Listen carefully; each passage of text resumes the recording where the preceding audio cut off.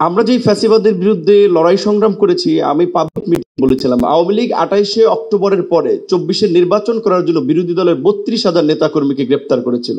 এই আহতদের চিকিৎসা ম্যানেজমেন্ট করতে ব্যর্থ হয়েছে যাদেরকে দায়িত্ব দিয়েছেন। যে সমস্ত বিষয়গুলো ইতিমধ্যেই আমাদের ঐক্যমতে পৌঁছেছে সংস্কার কমিশন রাজনৈতিক দলগুলোর সাথে, আমার মনে হয় যে আগামীকালকের মিটিং করলে ভালো, বাট এটা না করলেও হতো। কারণ হচ্ছে কিন্তু বৈঠক হয়েছে, এখন সংস্কার প্রস্তাবগুলো যত দ্রুত বাস্তবায়ন করা যায় সেই দিকে ঐক্যমত কমিশনে হাঁটার দরকার। এবং বাস্তবায়নের প্রক্রিয়া নিয়ে আলোচনা হয়েছে, কিছু অধ্যাদেশের মাধ্যমে, কিছু পার্লামেন্ট লাগবে।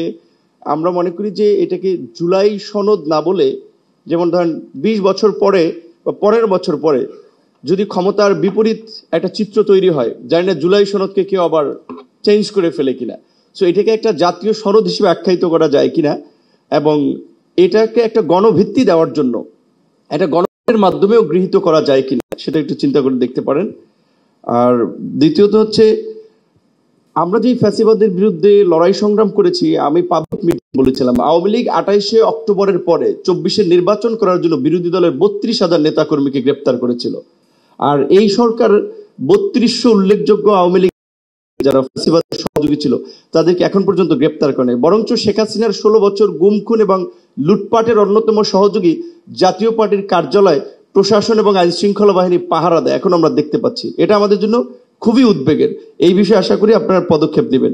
3 নম্বর একটা বিষয় বলতে চাই যে, অনেকে বলেছে নির্বাচনের বিষয়টা, এটা বাস্তব এবং এটা আপনারা সবাই জ্ঞানী মানুষ, আপনারা লক্ষ্য করতে পারছেন। শুরুর দিকে সরকারের প্রতি যে একচেটিয়া সমর্থন ছিল, কিছু উপদেষ্টাদের বিতর্কিত মন্তব্য এবং কর্মকাণ্ডের কারণে সরকার একটা প্রশ্নের মুখে পড়েছে, সরকারের নিরপেক্ষতা নিয়ে একটু প্রশ্ন উঠছে। উপদেষ্টা পরিষদকে যদি ঢেলে সাজানো যায় সেটি ভাববেন। এবং মমিনুল হকের মতো আমিও বলতে চাই যে ডিসেম্বরে হলে ভালো, ডিসেম্বরের আগে কেন নয়, এটি যদি বিবেচনা করেন এবং নির্বাচনের না নিয়ে সন্দেহ সংশয় কাটবেই না। সর্বশেষ বলতে চাই যে আমার সহকর্মী এই 8-10 দিন আগে থাইল্যান্ড গেছে, 9 মাস এখানে ধুকে ধুকে সে তার শরীরের অঙ্গ হাড়টা শুকিয়ে গেছে।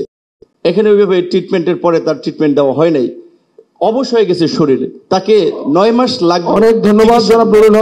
এটা বলতে হবে 9 মাস লেগেছে তাকে বাইরে পাঠাতে। যাদের বাইরে পাঠানো, কেন 9 মাস ধরে পাঠানো? আপনারা এই আহতদের চিকিৎসা ম্যানেজমেন্ট করতে ব্যর্থ হয়েছে যাদেরকে দায়িত্ব দিয়েছেন, এইটা সামরিক বাহিনীকে দেন, ওরা খুব ভালোভাবে ট্যাকেল দিতে পারবে, সহায়তা এবং চিকিৎসা। ধন্যবাদ। অনেক ধন্যবাদ।